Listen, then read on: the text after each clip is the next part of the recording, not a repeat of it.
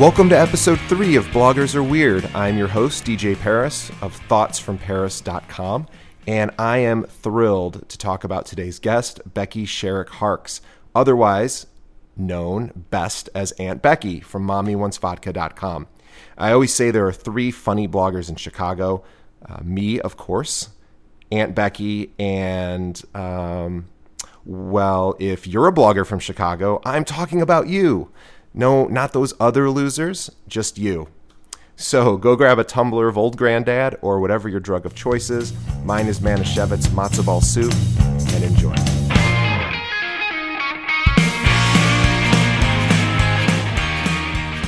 Today's podcast is sponsored by romance-text.com. Looking to reignite the passion in your relationship? You have to check out romance-text.com.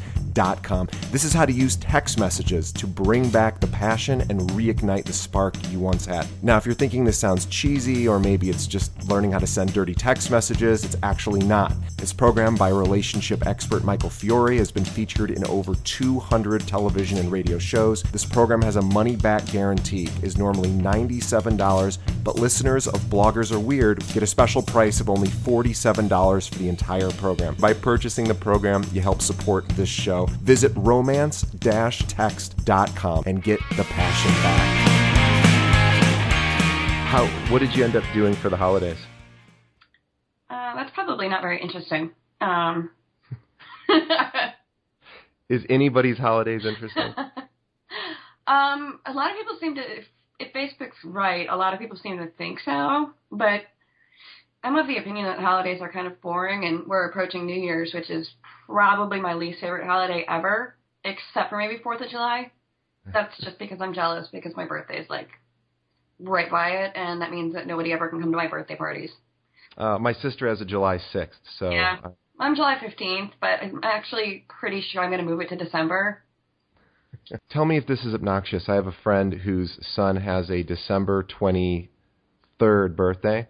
So what they do is they have a half birthday in the summer as, you know, to celebrate with his friends, which is totally cool. It's in June. Mm-hmm. But then they also have another birthday on the 23rd. Is that too much? How many kids do they have?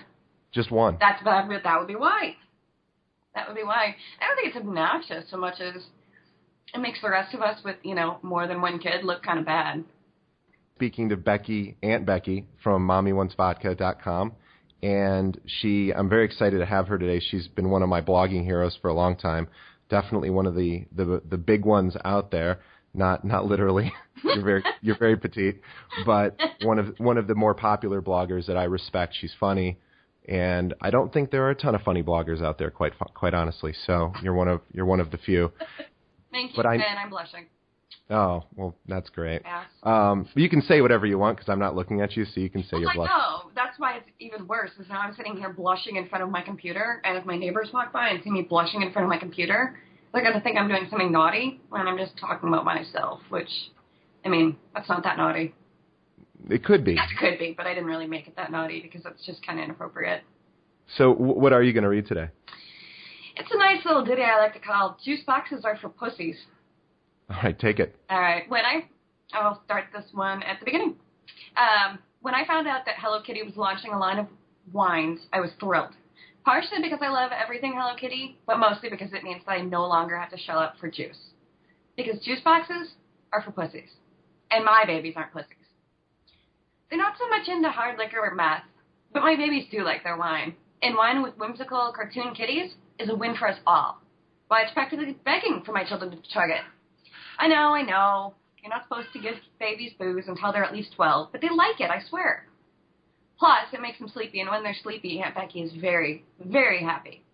Because then I can drink more of this silly kitty wine without my crotch parasites crawling all around my feet, asking me to do shit for them, like give them more of Mama's wine or help them with their dumb homework. Like I tell them, what the fuck good has homework ever really done for anyone anyway?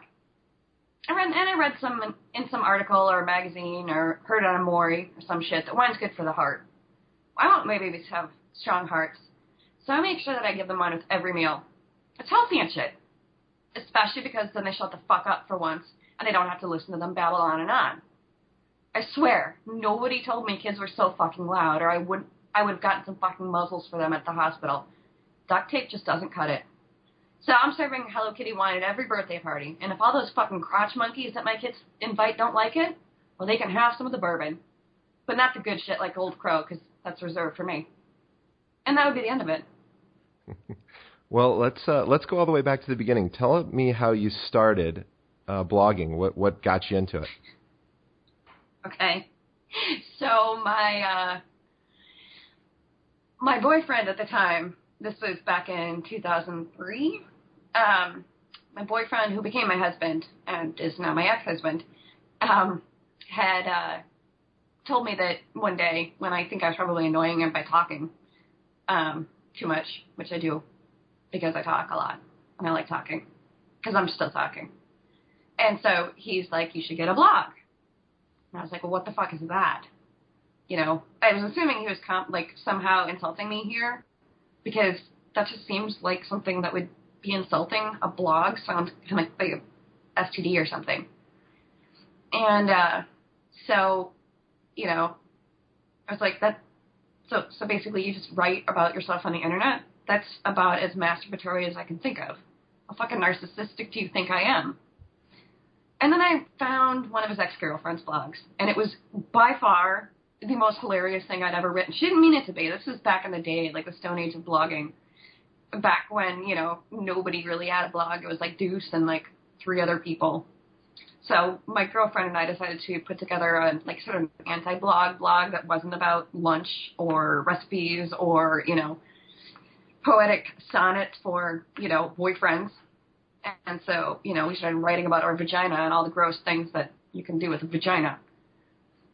And then when I had my kids, my second kid, I kind of wanted a little bit to be able to talk about more than my vagina. And that's when I launched MommyWantsVodka. Where did the pranksters come from? And if you're listening and you don't know, that is her army of very dedicated readers. I love my pranksters. They're awesome. Do you ever read the Electric Kool-Aid Acid Test? Sure, Tom Wolfe. Yeah. It was Ken Kesey and his band of merry pranksters. You know, I got tired of calling the internet, so I decided that they would be my band of merry pranksters. You have, speaking of mental illness, you have an organization called Band Back Together, which I'm very, very interested in hearing, you know, sort of what that is and what it's about. For those of us that aren't familiar with it, can you walk us through it? Sure. Band Back Together is a community weblog, which means that anybody can join, and we pair stories, anything from rape to trauma to baby loss to illness to grief and grieving and, you know, running the gamut of mental health issues. And we take stories and pair them with resources so that people can learn about their conditions in the hopes that we can all sort of heal and begin that healing process from whatever we're staring down, and that, you know, through the power of words, we can all be connected. Yeah, so bandbacktogether.com is where you can read all about it. And then you you had a lot of challenges this year. Where do you want me to start? There were some changes that happened, mostly in July, right around my birthday. I had a nervous breakdown thanks to my malfunctioning antidepressants and mounting levels of stress. It's probably the best way I can describe it. So started therapy, new antidepressants, and within a couple of days, my husband of whatever, 9 years, 8 years, something like that. And I decided to separate. There was no reason for it, no particular cause. I think we just both had enough and both tired of faking it. It's just the timing was pretty shitty. And I moved out on my own in October. And so this is the first time I've actually lived alone in my life. Had a nervous breakdown, got a divorce, now I need a stepladder. You need a stepladder and a friend with a pickup truck. Everybody needs a friend with a pickup truck. Well, I have a mid-sized SUV. Oh, gotcha. No, I think everybody, instead of the pickup truck, I'd rather have a friend with some lime, some garbage bags, and a good heavy-duty shovel. I bury mine in the desert, so I don't even need the lime. It's never a bad idea to cover your tracks. I'm sure you, as going through the difficult stuff that you're going through so publicly, that the support you get from your readers has got to be overwhelming. It has been. It has been primarily overwhelming. It's attracted some negative attention because people seem to think for them. There are a very select subset of people who believe that I write about it so that I can get attention or page views or something, and really writing is my way of working through things. So it's not, yeah, of course if I write something, I tweet that I've written it and I put it on Facebook because that's what I do. But it's not so that, everybody's going to be like, oh my God, this is the most, how horrible for her. Because half of the things I haven't written about are so awful that honestly, they're not for public consumption. And getting bitten by that is not, by people thinking that you're somebody else and that your words are intending to be something else is absolutely, probably one of the harder parts about being a writer. So with that, I do want to thank. Before we go, let's give out your website and where people can find you online. So go ahead. Oh, I'm on Twitter under MommyWantsVodka. Facebook, MommyWantsVodka.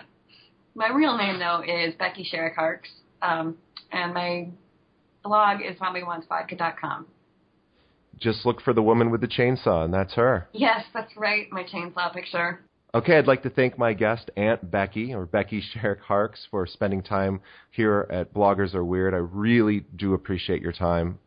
So thank you for being part of it. And this is only episode 2, so you were actually episode 3, rather. Oh, that hurts.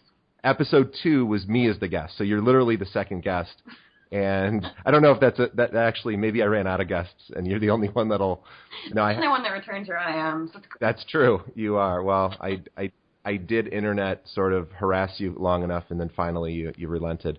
But thank you so much for being on the program, and everyone listening, thank you so much.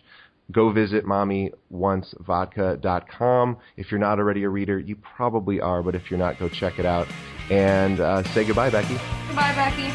All right, we'll see you next time. All right, bye.